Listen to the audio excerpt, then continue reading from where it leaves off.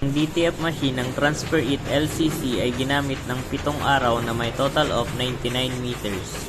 Ito ang printer head, capping, head clean,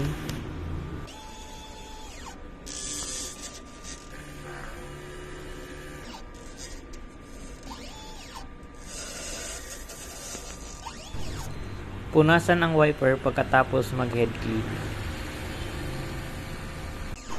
Check the nozzle.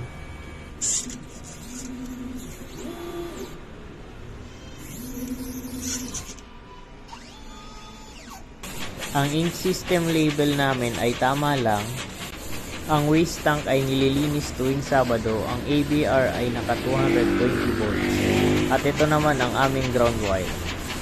Dito nakalagay ang aming used ink, unused ink, DTF powder. Kulang kami sa stock ng white ink. Heto ang record ng daily output. Record ng mga nagamit sa CMYK: white, black, yellow, cyan, magenta, DTF powder, DTF film.